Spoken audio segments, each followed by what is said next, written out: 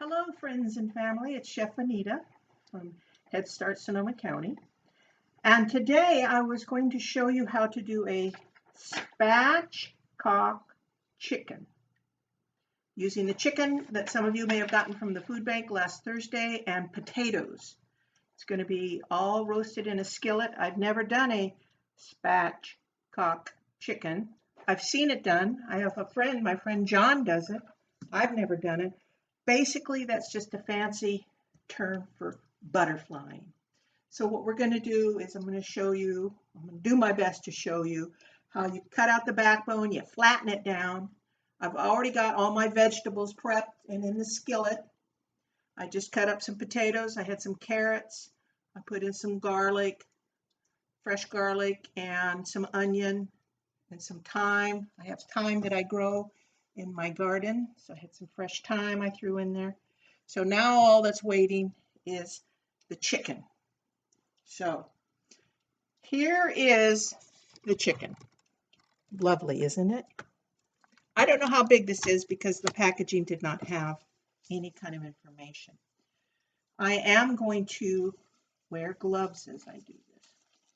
Now, to cut out the backbone of a chicken, it's actually fairly simple. You can either use some heavy-duty kitchen shears or poultry shears, or if you've got a good strong knife like a boning knife or things like that, then you're good. You can do that. The thing is, you are cutting through bone and cartilage. So this is breast up.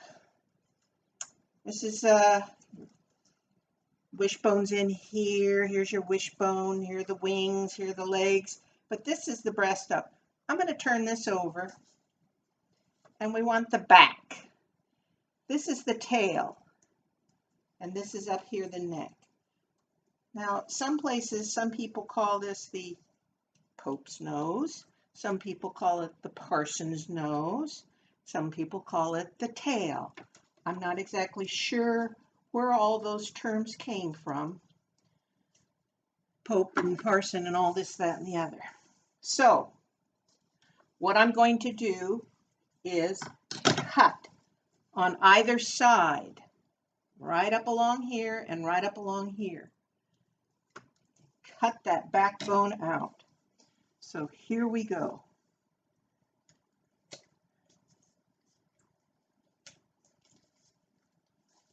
And it is kind of hard. I am cutting through bone.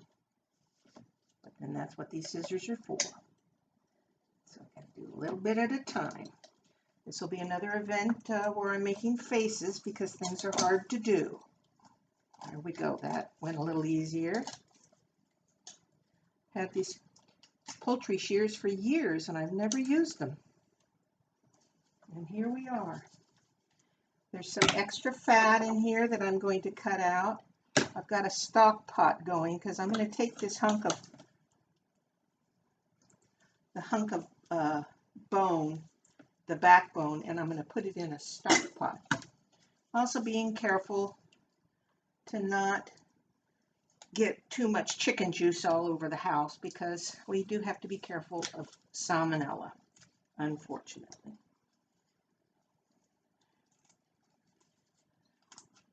And here we go. Down the second side, making noises. That one bone right there is a tough one to cut. And there it is. There's the backbone. Like I said, I'm going to keep this because I'm going to put it in and make some stock. I'm going to go do that right now. Did you miss me? Okay. So now the thing to do is to turn this chicken over. There it is all. And push down on the breastbone to flatten this bird out. Because we want it to be kind of pretty, flat and pretty. A little more tweaking. And now it looks like it's ready to dance. One thing I am going to do is season the bird. I have some seasoning already mixed up so I won't have to use my shakers and stuff. So I have a little bowl of seasoning I made.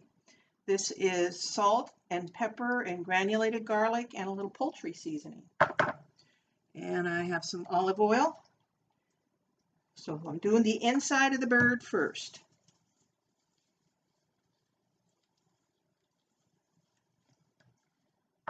Sprinkle this love and goodness. You know how I like to talk about love and goodness, just to give flavor. Now, turn the bird over. A little more olive oil. Now I have my oven set at 400 degrees. Ideally, it'll take about an hour to cook. 400 is kind of a hot temperature. And that is because I want crispy skin. So hopefully what will happen is this will get all brown and crispy. Now I'm using these seasonings because these are ones that I like. I would imagine that if you were to do this chicken, I'm cooking it in the oven. This would be a good way you could cook it on the barbecue. I'm cooking it in a skillet. You could probably put it in a roasting pan. Now I'm going to take these gloves off because I'm going to bring the skillet over and we'll try and tweak things a little bit.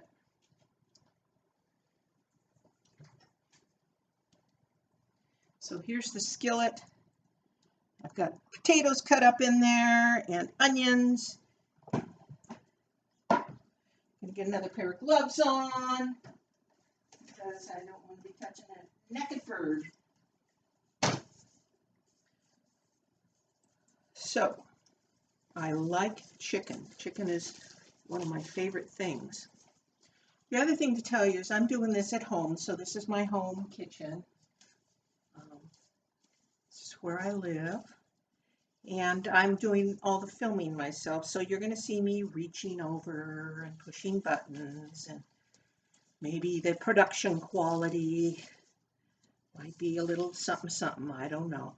Well, the fact of the matter is we're doing the best we can, aren't we? Yes, we are. So let's get this skillet up here. And here's the bird, all dressed. Putting it right on top of all these vegetables. I'm going to tuck the wings out of the way because they have a propensity to burn if they are into. I've seen it done. That's the thing. I've seen it done, but I've never done it myself. Maybe I can't tuck the wings. Maybe they're just going to have to be as they are. I have to say, it is fitting in the skillet. This is a 12-inch cast iron skillet. I wasn't sure how everything was going to fit. So what's going to happen is the chicken's going to cook. And all the flavor and the juices from the chicken are going to go down. And as the potatoes and carrots and onions are cooking, they're going to get all that flavor too. So I'm going to lift you up. Oh, and see if I can show you. There it is. I have no idea how what that looks like to you. It looks kind of funny. But this is ready to go into the oven. I'm going to put it in the oven for an hour and I'll check it and then we'll be back. You don't have to sit and wait for an hour. I'm pausing. So I'll be back. Timer's gone off. It's 1 hour. Let's turn that off. Racket. I'm going to use my thermometer to check the temperature. We want it to be 165 at the thigh. So let's see. I have to say it smells really good in here. Chicken's getting brown. Might drizzle a little more oil over it. And let's stick this in here. This is not an instant read thermometer, although it is pretty quick. There's lots of juices bubbling around down in there. Like I said, 1 hour at 400, and we are at about 150. So my oven doesn't necessarily cook true, I'm sorry to say.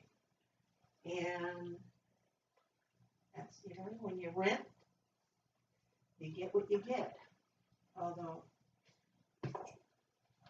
when we moved in here, the stove that was in here didn't work at all, so we got a new one.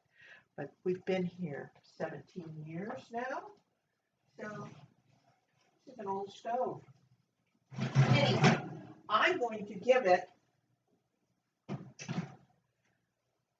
another 20 minutes because I want to make sure it's cooked all the way through. So I'm going to pause you again and we'll be back. Okay, there's the timer. Let's see if we're at the temperature we want to be.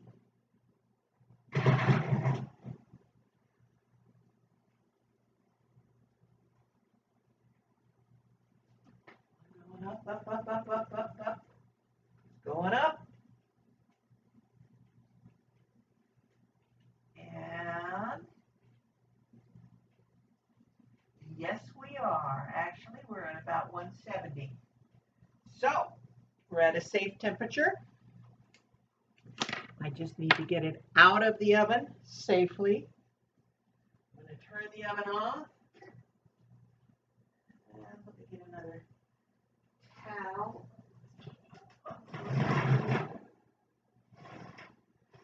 As I'm thinking this is going to be heavy. Oh, don't worry. I'll bring it over and show it to you. Okay. Spatchcock chicken. Spatchcock chicken. Like I said, it sounds like a dirty word, but it's just another term for butterfly. I thought this would be really good if you barbecued it. Oh, look at that. It's a thing of beauty. I'm going to have a fork. Knife. Testing. Oh, the potatoes.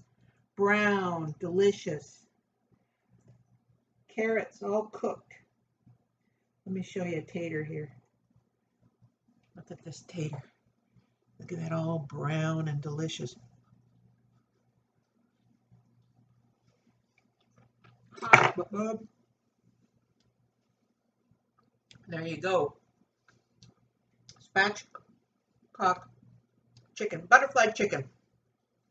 Roasted in the oven in a cast iron skillet, which means that there's only one pan. I'm going to let that rest for a little bit, and then I'm going to have that for dinner. And if you want to, you can have that for dinner. I certainly hope everybody enjoyed this. Again, this is chicken that we got from the Redwood Empire Food Bank, and potatoes from the Redwood Empire Food Bank. And to everybody out there, I say bon appetit, or as Julia would say, bon appetit. So this is Chef Anita from the Head Start, Sonoma County. Everybody be safe, wear your masks, wash your hands, and I'll see you next time. Thank you. Bye-bye.